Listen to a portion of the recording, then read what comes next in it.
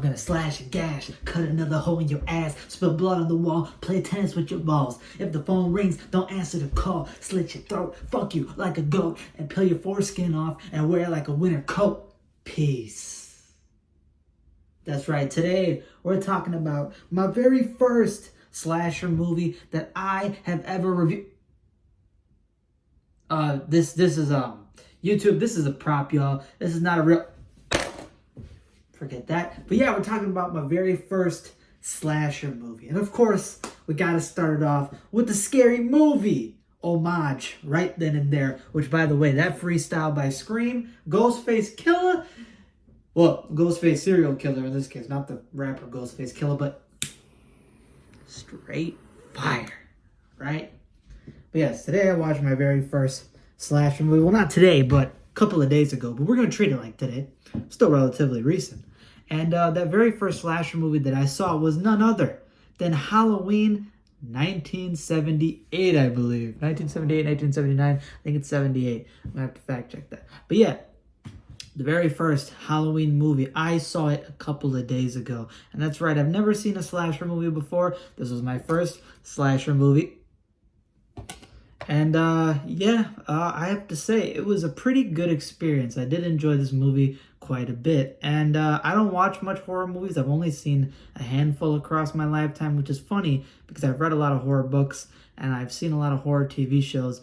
But horror movies have not really been something I checked out often. There are a few recent ones that I watched and a few ones that I saw because I had to review it since my friends recommended them to me. And yeah, so this is one of the ones added to that. And I have to say, very good movie so far. Do I think it's a masterpiece by any regard? No. I can understand why people view it maybe as a masterpiece because of nostalgia and just the fact that it was one of the very first slasher movies and inspired the whole genre of future craziness to come. So I understand its iconic nature. However, from the very first perspective of me watching, I think it's a good movie. I think it's very creepy. I think it sets a very creepy atmosphere. Michael Myers is quite the intimidating villain. And I love the setting of the movie. I love Jamie Lee Curtis as the main character. I love the side characters, the kids as well. I think they all do a great job.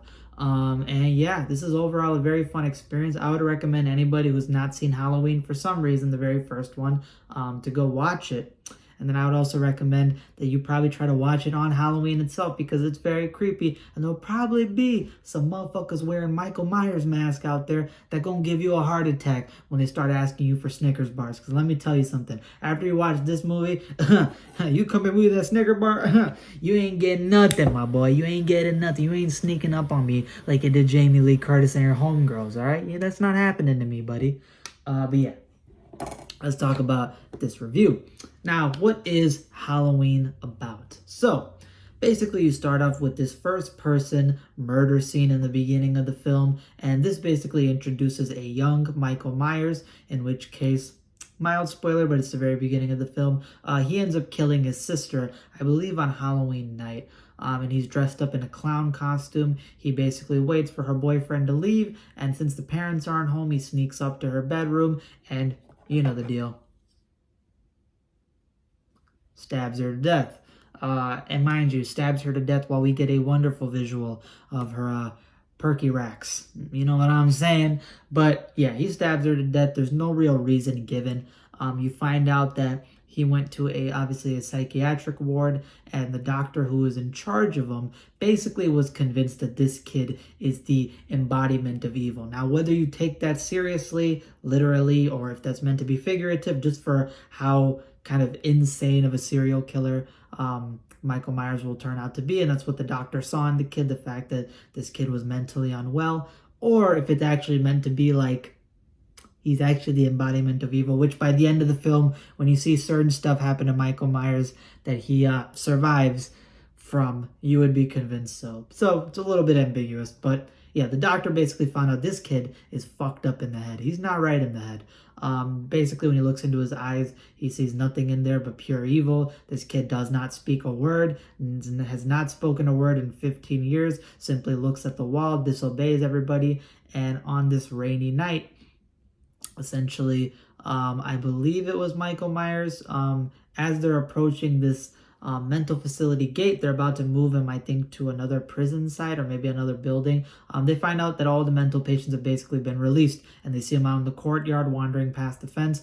And then I believe it's Michael Myers who jumps on top of the car, basically takes out the woman, and drives off with it. And you're assumed to believe that he's heading back to his hometown, where the very first murder that got him locked up takes place. So yeah, Michael Myers is going back to his hometown, which I believe is in Illinois.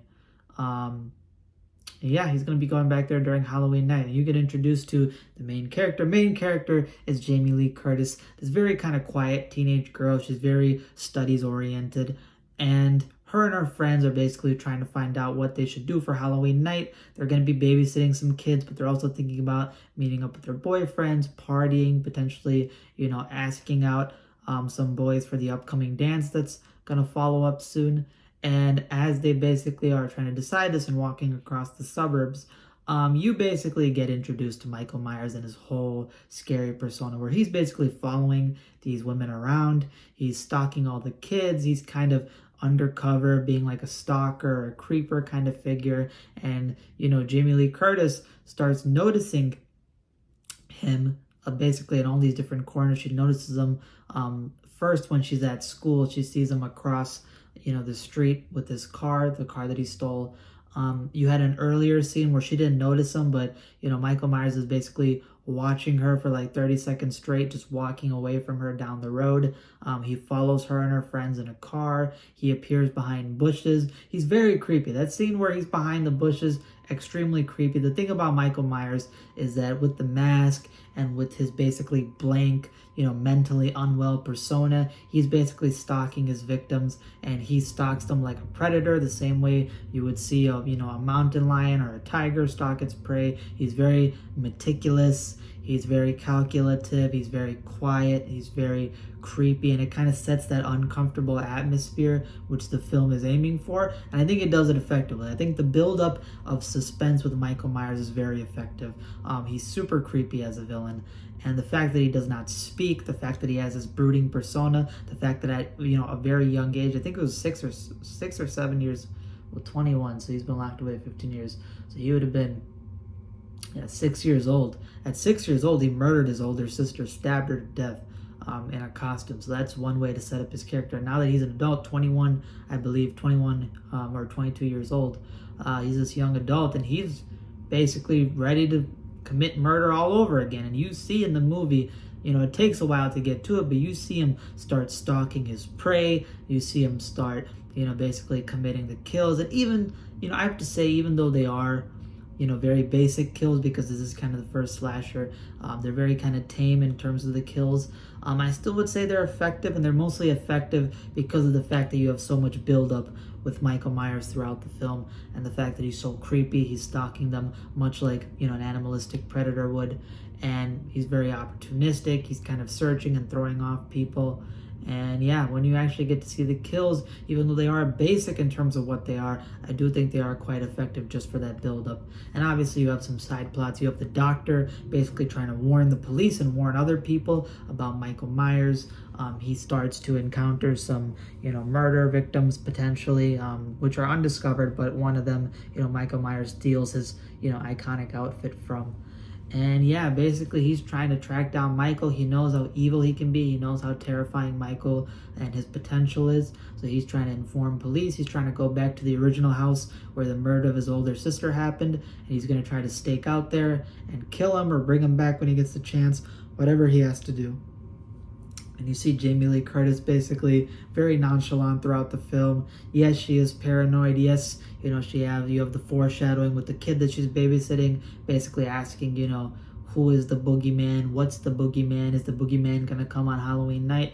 Which is foreshadowing what Michael Myers is finna do when he finna go ham, slash and gash, cut a hole in Jamie Lee Curtis's ass, spill the doctor's blood on the wall, and play with the police officer's balls, slit the bitch with a nice titty's throat,